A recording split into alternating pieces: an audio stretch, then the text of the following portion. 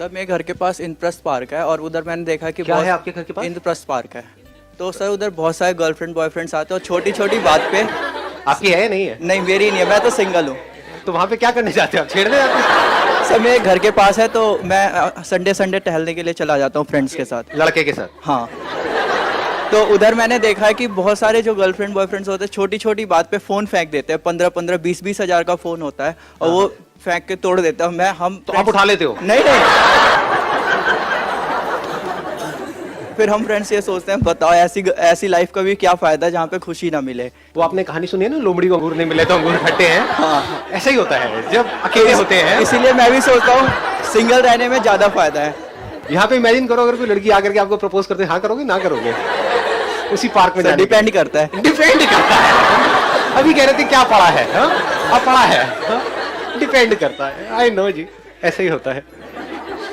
तो शुरू हो जाओ। सबके घर में ये चीज होता है कि आलू को हर सब्जी के साथ ये कर देते हैं। आलू इज सो कैरेक्टरलेस। आलू इज सो कैरेक्टरलेस। फिर मैंने बहुत सारी स्टोरी बनाई हुई कि आलू और भिंडी का अफेयर हुआ होगा। आलू ने भिंडी को प्रपोज किया होगा, भिंडी सेक्सी है तो भिंडी ने मना कर दिया होगा। तो आलू एकदम एग्रेशन में आ गया, मुझे कैसे मना कर दिया, अब देखना मैं सबके साथ अफेयर। उसके बाद से आलू सबके साथ है और भिंडी बेचारी अकेली है। भिंडी हमेशा अकेली होती है। भिंडी हमेशा अकेले। उसकी ज्यादा से ज्यादा प्याज के साथ बनती है, वो भी बदबू होती है प्याज की। मतलब डीओ वीओ नहीं लगाता है। भिंडी को बहुत घमंड था ना, तो भिंडी को कर्मा ने स्लैप कर दिया। तो भिंडी अब अकेली है। भिंडी बिल्कुल अकेली सबके साथ है। आलू इज वेरी फ्रेंडली। तो आलू सक्सेसफुल हो गया। आलू सक्सेसफुल हो गया तो बनना है तो आलू की तरह बनो। Hello sir.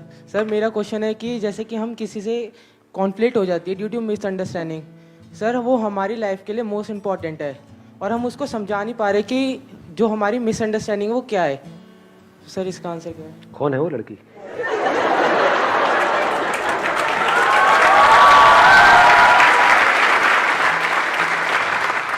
ऐसा कभी कभार हमारे पेरेंट्स के साथ भी होता है और सर फ्रेंड्स के साथ भी होता है। हाँ। सो सर उसको कैसे समझाए, और वो सर मोस्ट इम्पॉर्टेंट है हमारी लाइफ के लिए।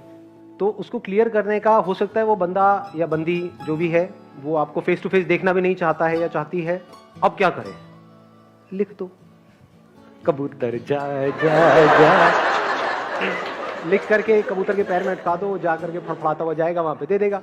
मेल पे कर दो, व्हाट्सएप पे कर दो। अब तो बहुत ऑप्शंस है हमारे पास में। बट फिर भी अगर सामने वाला जो पर्सन है अगर वो इंटरेस्टेड नहीं है आपसे बात करने में, तो जस्ट लेट इट गो। क्योंकि अगर उस लाइन को आप क्रॉस करते हो तो अब आप उसको पर्सन को तंग कर रहे हो। ये मैं इनके थ्रू बोल रहा हूं लेकिन सारे लड़कों को बोल रहा हूं क्योंकि इस चीज को मैं भुगत चुका हूं। अब आप कहोगे मैं कैसे भुगत चुका हूं?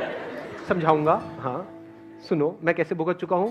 कुछ लोग होते हैं जो सो कॉल्ड फैंस अपने आप को बोलते हैं, जो मुझे बिल्कुल भी पसंद नहीं है। वो क्या करते हैं, जैसे मेरा ऑफिस है, मैं कभी ऑफिस में जाऊं पीछे पीछे भाग रहे हैं कि सर ये, सर वो। मैं उनको कह रहा हूं कि I am not interested in talking to you, फिर भी सर सर सर सर। उस दिन मैंने रियलाइज किया कि लड़कियों के ऊपर क्या बीतती होगी जब ऐसे फुकरे पीछे भागते हैं। आता नहीं है गुस्सा? मैं सही कह रहा हूं, गलत कह रहा हूं? कितनी लड़कियां एग्री करती है मेरी इस बात से? सब एग्री करती हैं। तो ये मैसेज है सब लड़कों के लिए। If the other person says no तो just take it for no and just stay. अगर उसके बाद भी वो इंटरेस्टेड है आपसे बात करने में तो वो खुद आएगी। तो respect the other person's privacy and the right to say no. हमें हर वो इंसान अच्छा लगता है जो शेयरिंग करता है, जो सब सीखता है और फिर बांटना भी जानता है। जैसे आज आप हमारे लिए इतना कुछ कर रहे हो, हम मोटिवेटेड हैं और आप सर्व कर रहे हो। क्या पता कल को मैं आपकी भी मदद करूं, क्यों नहीं हो सकता? Why not? ऐसे ही मैं किसी और की भी मदद करूं तो अच्छा बॉन्ड भी बन रहा है। मैं शेयरिंग भी कर रही हूँ और कुछ सीख के सिखा भी रही हूँ। तो ऐसे लोगों के पास हर कोई जाना चाहता है। इन्होंने बड़ी अच्छी बात बोली है, लर्निंग एंड शेयरिंग। शेयर सिर्फ वो कर सकता है जो लर्न कर सकता है। बिना लर्न करे हम क्या शेयर करेंगे? आप समझ गए? शेयरिंग में भी बहुत लोगों के अंदर एरोगेंस आ जाता है। हाँ तेरे पास में कम है, ले चल भाग यहाँ से। देखा ऐसे लोगों को? हाँ मतलब दे रहे हैं तो इस एटीट्यूड से दे रहे हैं कि मैं पता नहीं क्या हूं, मैं ये कर रहा हूं, मैं वो कर रहा हूं। नहीं, sharing is basically a collaborative process. That is real sharing because that is learning also. देखना, ध्यान से समझना। कोई ऐसा टीचर अच्छा लगता है जो आया, आकर के सामने खड़ा हो गया, जो मैं कह रहा हूं बस वो समझते चले जाओ, कोई क्वेश्चन पूछ रहा है भागे नहीं, जो लिखा हुआ है बुक के अंदर, तो बुकिश हो गया ना। तो that person is not learning. उसने रट तो लिया है, तोता तो है वो, लेकिन वो एक लर्नर नहीं है। तो जिसने कभी लर्न नहीं किया वो शेयर भी नहीं कर सकता, या उसकी जो शेयरिंग होगी वो सिर्फ नाम की होगी। रियल शेयरिंग मीन्स, जैसे अभी हम यहां पर हैं, तो एक तो तरीका ये है कि मैं आकर के आपको एक लेक्चर दे करके चला जाऊं।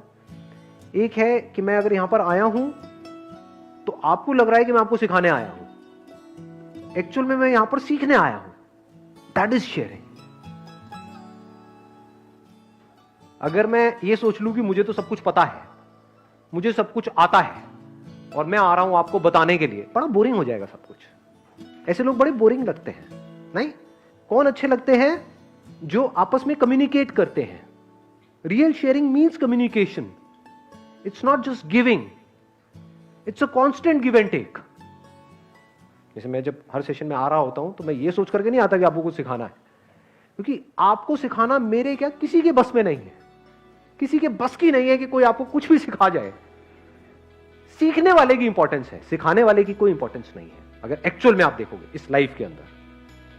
तो अगर दोनों ही सीखने वाले हैं, यानी जो लग रहा है कि सिखा रहा है, अगर वो भी सीख रहा है और सामने जो लोग बैठे हैं वो भी सीख रहे हैं, ये रियल शेयरिंग है। मेरी सिस्टर और मुझ में ब्यूटी को लेके बहुत बड़ा गैप है। She is very fair and she is very beautiful. But you are also very beautiful. Thank you so much. क्या बोलते हो लड़के? कितने कितने झांक झांक के देख रहे हैं वहां। अरे कौन है भाई?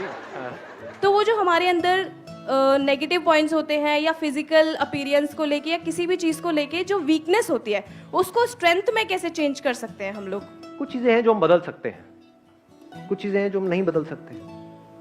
फॉर एग्जाम्पल लुक्स हमारी, उसको भी कुछ हद तक हम बदल सकते हैं, बट पूरी तरह से नहीं बदल सकते।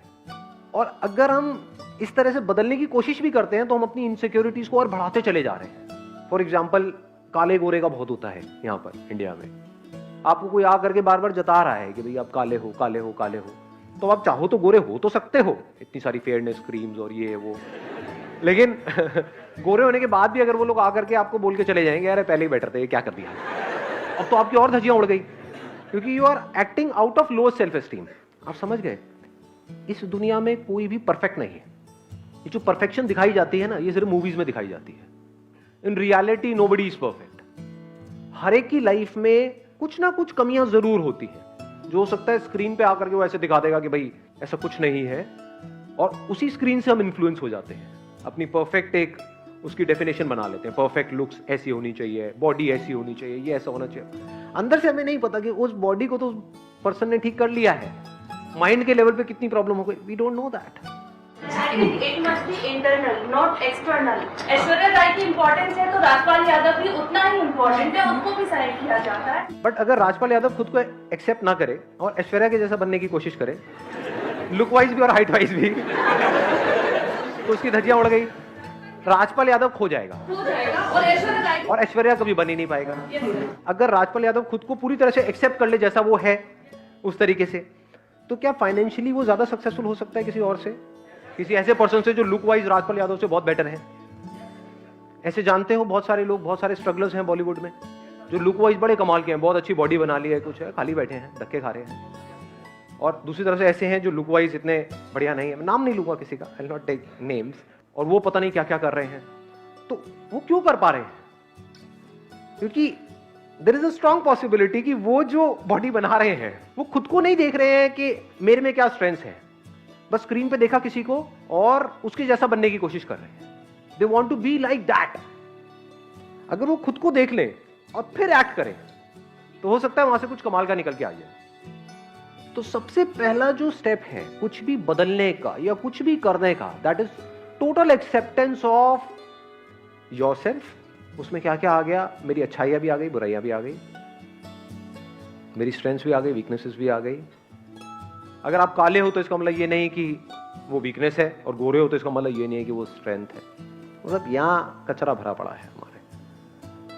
अगर आप एक्सेप्ट कर लो अपने आप को जैसे आप हो, तो there is a strong possibility आप उससे बहुत ज्यादा सुंदर लग सकते हो जो बहुत गोरे हैं। क्योंकि रियल ब्यूटी है क्या? It is all with in, it is deep with in. अब जैसे छोटे छोटे बच्चे होते हैं, उसमें क्या काला क्या गोरा, जब बच्चा खुल करके अपने आप को एक्सप्रेस कर रहा होता है तो हर एक का ध्यान अपनी तरफ खींच लेता है। वो जो एक खुशी होती है अंदर से, वो हमको अपनी तरफ खींच लेती है। तो खुशी कहाँ से आती है? एक्सेप्टेंस है। जो भी आपने क्वेश्चन बोला था उसका आपको आंसर क्लियर कट मिल गया है। तो जैसे आप हो, आई एम नॉट किडिंग, मैं झूठ नहीं बोल रहा हूँ, सीरियसली बोल रहा हूँ, आप बहुत सुंदर हो। तो कभी भी ये मत कहना कि नहीं मैं उसके कंपैरिजन में, वो कैसी हैं क्या नहीं पता नहीं, फोटो वोटो दिखा दो ऐसे हमने तारीफ करी है तो।